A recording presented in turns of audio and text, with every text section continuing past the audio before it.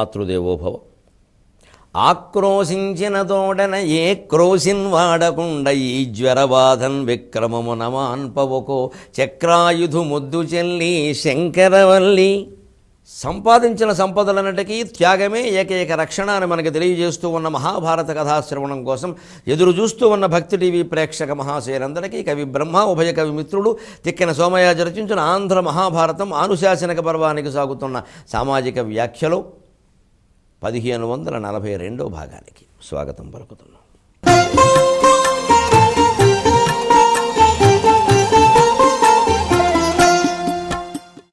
ధర్మరాజు భీష్ముణ్ణి ఒక చిత్రమైన మాట, చిత్రమేముంది, అందరికీ అవసరమైన మాట అడిగాడు. నిజమే, బ్రాహ్మణులు పండితులు ఉంటారు, మేధావులు కొంతమంది, వారేవో చదువుకుంటారు. అందరూ ఈ గ్రంథాలు చదవగలరా?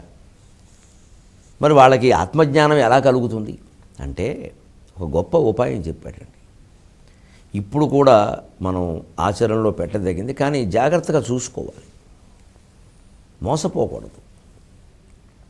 ఏమయ్యా, మేరు పర్వతం ఉందనుకో, బంగారపు కొండ, దాని పక్కన ఒక కాకి ఉంది.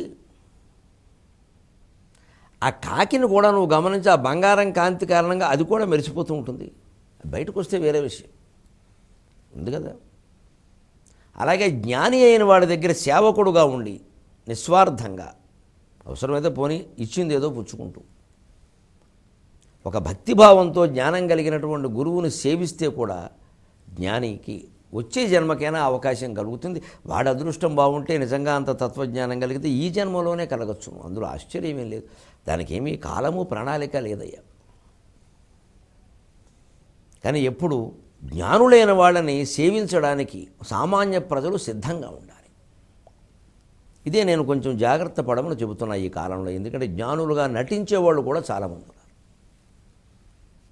వేదిక మీద చెప్పే మాటల్ని బట్టి పడిపోవద్దు. వేదిక మీద మేము అందరం కూడా సతీ, సావిత్రి, అనసూయ ఎవరు మా ముందు సరిపోరు.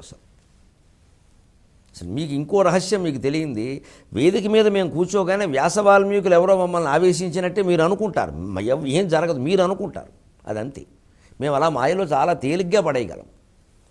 ఇంతకు ముందే విన్నారుగా మీరు, దైవము నదైవముగా నదైవము దైవముగా చేయు ధరణి దివుజులు. దేవుణ్ణి దెయ్యం చేసేయాలన్నా, దెయ్యాన్ని దేవుడు చేసేయాలన్నా మమ్మల్ని మించిన వాళ్ళు లేరు. మాకు ఆ వాక్చాతుర్యం భగవంతుడు ఇచ్చేశాడు. దాన్ని సద్వినియోగం చేసేవారు ఉన్నారు, దుర్వినియోగం చేసేవారు ఉన్నారు. వారి స్వార్థం కోసం ప్రజలను అజ్ఞానంలో పడేసేవారు ఉన్నారు, వారే అజ్ఞానంలో ఉండడం వల్ల అజ్ఞానంలో పడేసేవాళ్ళు ఉన్నారు. వారికి జ్ఞానం వస్తే అందరూ జ్ఞాన మార్గంలో ఉంచుతారు. దానికి వారికి లేనప్పుడు వారు ఏం చేస్తారు? ఇలాగే ఉంటుంది రకరకాల. ఇంకా అందుకే గురువుని ఎంచుకునేటప్పుడు ఒకవేళ ఎంచుకున్నా కూడా ఓ కన్నేసి ఉంచాల్సిందే ఈ కాలం.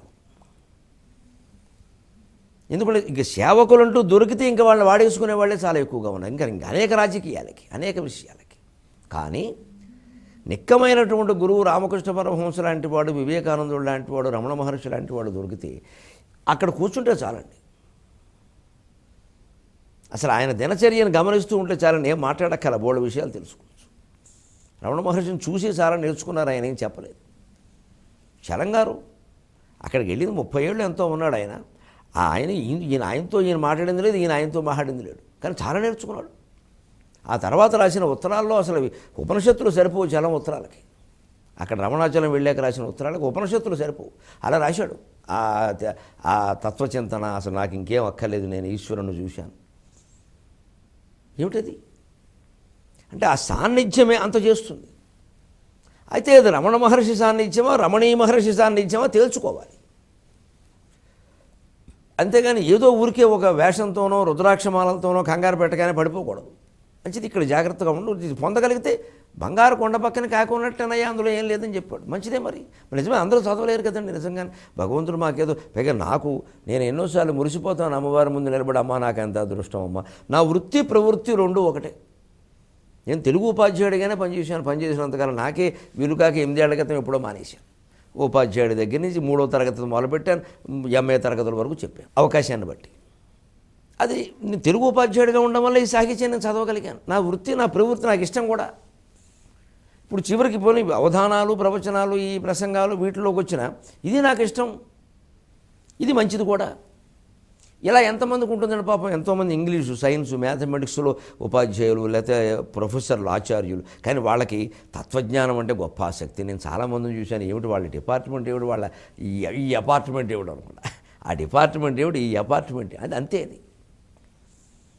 చాలామంది ఉన్నారు. కృష్ణా జిల్లా కైకలూరులో భుజబలపట్నం అని ఒకటి ఉందండి. కైకలూరు మండలంలో భుజబలపట్నం, ఆ పేరు చూడండి ఎంత బాగుందో. అక్కడ పురిగళ్ళ రామచంద్ర శ్రీనివాస్ అని ఒక ఉపాధ్యాయుడు ఉన్నాడు. ఆయన ఇంగ్లీష్ ఉపాధ్యాయుడు. ఆయన విశేష ప్రజ్ఞావధానం అని ఒక ప్రక్రియ కనిపెట్టి ఓ 10-15 ఏళ్ళుగా పిల్లలు చేస్తున్నాడు. 3వ తరగతి పిల్లల దగ్గర నుంచి 10వ తరగతి వరకు.